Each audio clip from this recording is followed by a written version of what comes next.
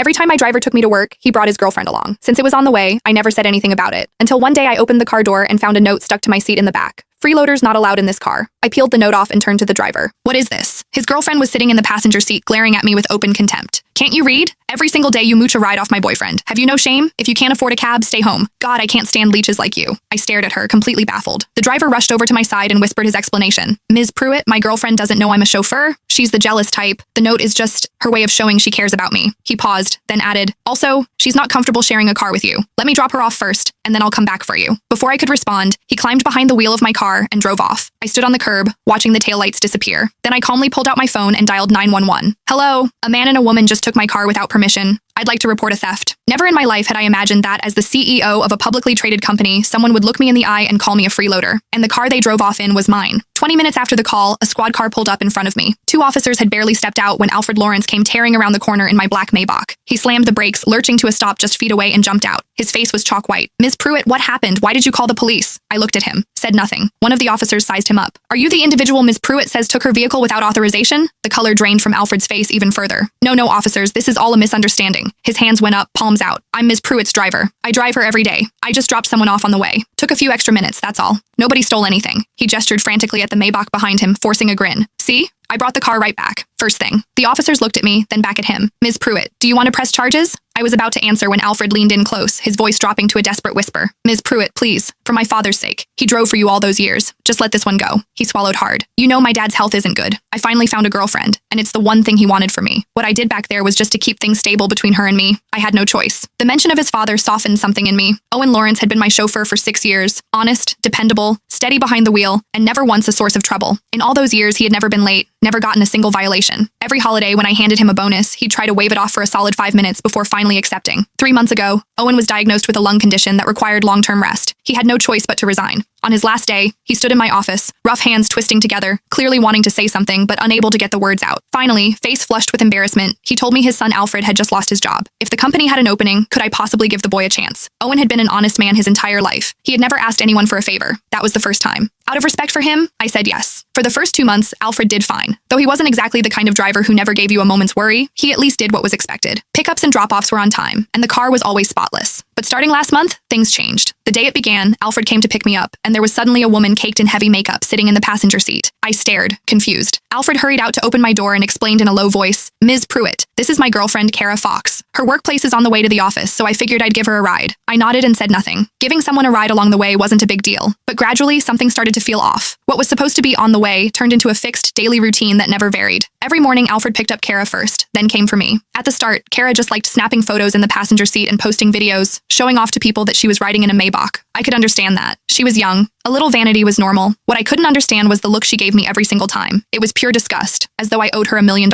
A few times after I got into the car, she sprayed perfume in my direction and complained loudly, God, this is so annoying. How does a car this expensive always reek of something cheap? I thought she'd actually smelled something off, so I specifically told Alfred to take the car in for a thorough deep clean and disinfection. But she only got worse. Sometimes after I stepped out, she'd spray disinfectant on the seat where I'd been sitting. Other times, she'd lay a disposable seat cover over my spot before I even got in. When I confronted Alfred about it, he always offered the same sheepish excuse in private. Ms. Pruitt, Kara's just worried the car isn't clean enough and might stain your clothes. She's particular about hygiene, that's all. I didn't think much of it. After all, I had too much on my plate every day. With projects worth hundreds of millions passing through my hands, I simply didn't have the energy to squabble with some young girl over petty nonsense. Until this morning. When I saw the note stuck to my usual seat, it all clicked. Kara thought I was a freeloader. I'd been planning to teach both Alfred and Kara a lesson. But now Alfred was on his knees in front of me, begging relentlessly. Ms. Pruitt, I swear it'll never happen again. I'll set Kara straight today. I'll never give her rides again. Please, my father's health isn't good. For his sake, forgive me this once. The thought of Owen made me sigh. Forget it. I'm dropping it. After the officer left, Alfred let out a long, heavy breath of relief, thanking me over and over, his attitude suddenly impeccable. I said nothing more. I got in the car and told him to take me to the office. For a while after that, Alfred actually behaved. Every time he came to pick me up, the passenger seat was empty. No sign of Kara. The car had been cleaned too.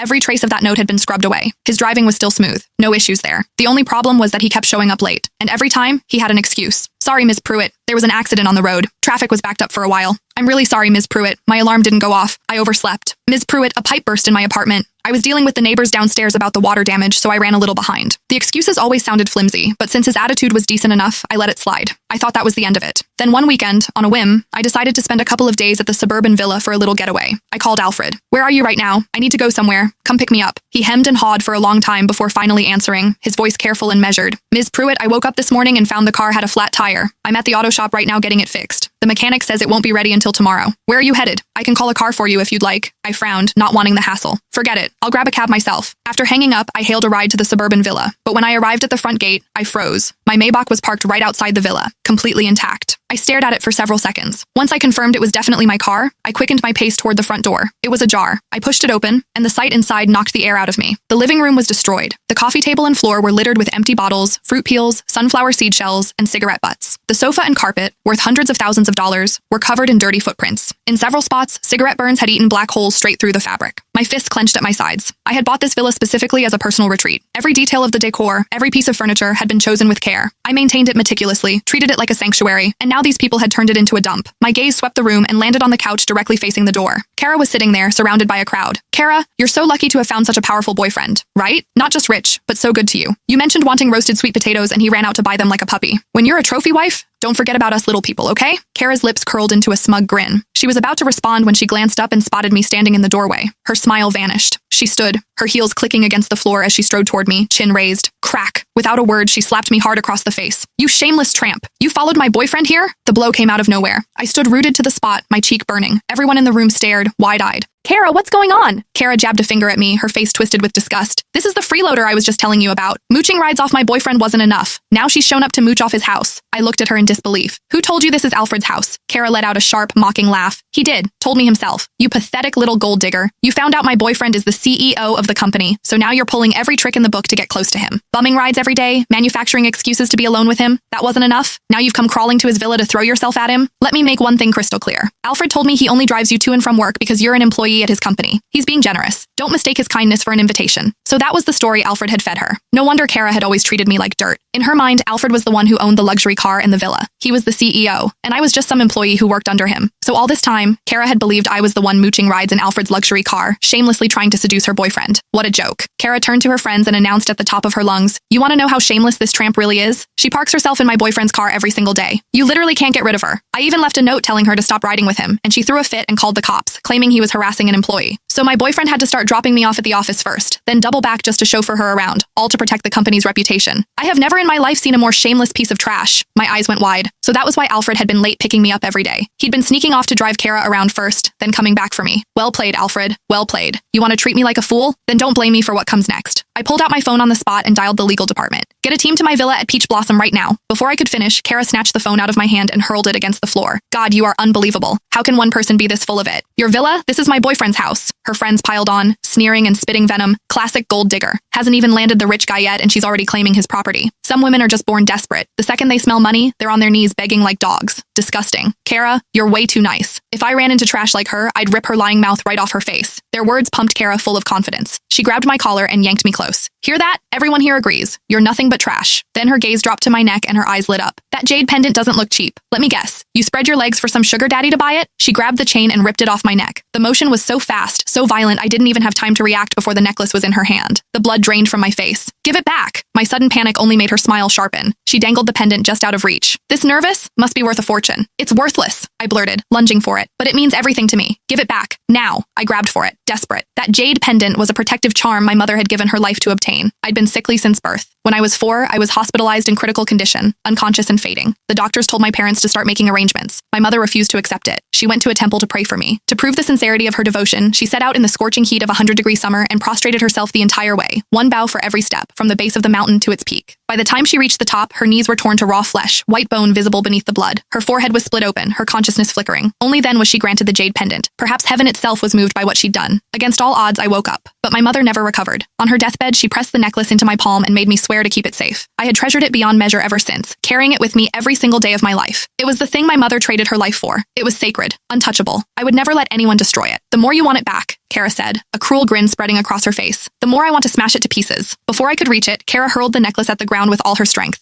A sharp crack split the air. The jade pendant shattered into pieces, fragments scattering across the floor. "No!" My mother's pendant, the one she'd traded her life for, gone, just like that. The pain in my chest was so sharp I couldn't breathe. You're an animal! Something inside me snapped. I swung my hand and slapped Kara across the face as hard as I could. You bitch! Kara shrieked, clutching her cheek. Beat this slut within an inch of her life. Her voice pitched higher, eyes wild with fury. Whoever does the best job gets $1 million. The words hit like a starting pistol. Kara's friend's eyes lit up, and they descended on me in a frenzy of fists and kicks. You actually hit Kara? She's about to become the wife of Grandview Group's CEO. Who the hell do you think you are? Seriously, it was just a necklace. You probably earned it on your back anyway. Go service a few more men and buy another one. What's the big deal? Shameless whore, you seduce someone else's man and then have the nerve to hit his girlfriend? You must have a death wish. They beat me to the ground. My whole body shook with rage. I gritted my teeth and forced out the words, "You're going to regret this." The room erupted in laughter, every one of them throwing their heads back like I'd told the funniest joke they'd ever heard. Oh, that's rich. Kara's boyfriend is the CEO of Grandview Group. What are you? Nobody. You think you can make us regret anything? You're nothing but some bottom-feeder employee who threw herself at the CEO. You already sell your body for cash, and now you're threatening us? A whore should know her place. You take your beating and stand there and take it. They pinned me to the ground, mocking and humiliating me without a shred of restraint. Surrounded by her cheering entourage, Kara grabbed a fistful of my hair and yanked my head up, her face twisted with vicious triumph. Regret? I've never regretted a single thing in my entire life. She leaned closer. Go ahead. Show me what a worthless piece of trash like you can do to make me regret. The words had barely left her mouth when the roar of engines filled the air. One luxury car after another came tearing up the driveway, pulling to a stop in front of the villa.